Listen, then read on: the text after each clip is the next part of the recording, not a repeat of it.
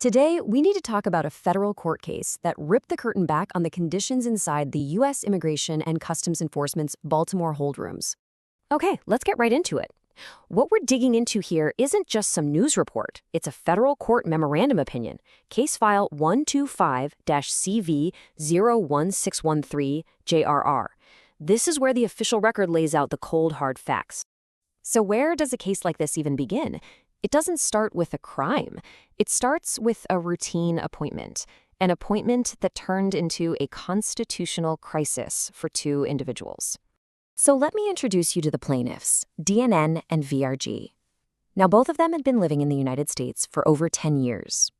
Both were doing exactly what they were supposed to do, complying with something called an order of supervision, which is basically a required check-in. These weren't people on the run. They were detained during one of their scheduled appointments. And this is critical. Both had serious medical needs. DNN has type 2 diabetes and anxiety. VRG has a thyroid condition. Both require daily medication. And that really brings us to the core question here. How does a facility that's just supposed to be for short-term processing turn into a place where people are held for days at a time? Well, the answer is in a key policy and a waiver that changed everything. You see, originally, ICE's own rulebook, Directive 11087.2, was crystal clear. Holding facilities like the one in Baltimore were meant for temporary processing. The rule was simple. Detention shouldn't really go beyond 12 hours, and the place had to be kept safe and clean. But in early 2025, everything changed. New executive orders came down, enforcement action surged, and suddenly ICE's detainee population just exploded to over 54,000 people. The whole system was strained. So by June, ICE issued a nationwide waiver, stretching that 12-hour limit all the way up to 72 hours. But here's the kicker. Buried inside that waiver was this one critical sentence. Yeah, it extended the time limit, but it explicitly said that all other requirements for humane treatment still applied. That promise, that one little phrase about humane treatment, would become the absolute centerpiece of this entire lawsuit. So, with that mandate for humane treatment officially still in place, let's turn to the evidence. Let's see what the court found was actually happening inside those hold rooms.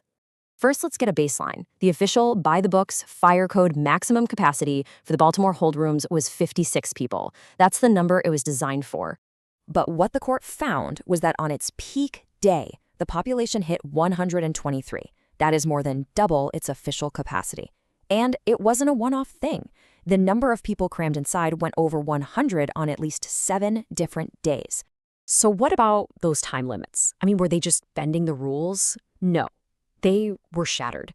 The data showed that between February and October of 2025, 95% of the people held there were kept for longer than the original 12-hour limit. And get this, over a quarter of them, 27%, were held for even longer than the new 72-hour limit. So what does that kind of overcrowding even feel like? Well, at peak capacity, each person had about 10 square feet of space. And to put that in perspective for you, that's roughly the size of a standard bath towel.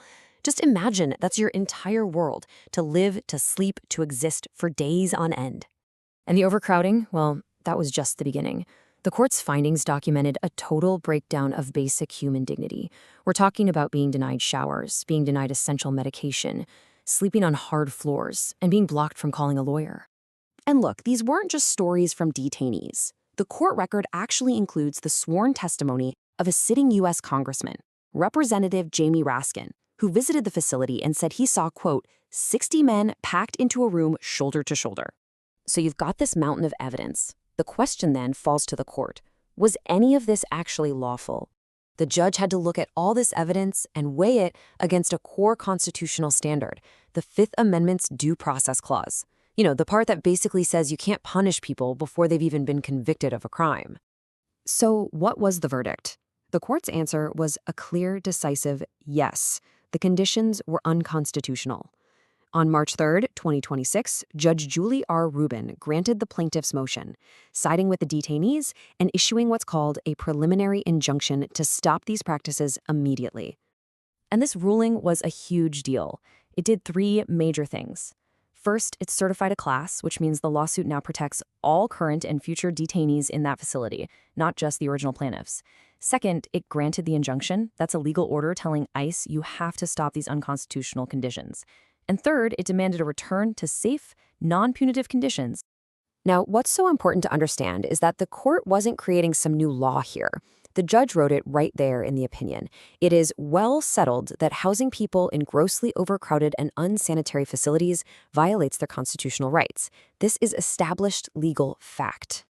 So why does this one case in Baltimore matter so much? Because the court's injunction, it doesn't stop immigration enforcement. It simply says that enforcement has to happen within the limits of the Constitution.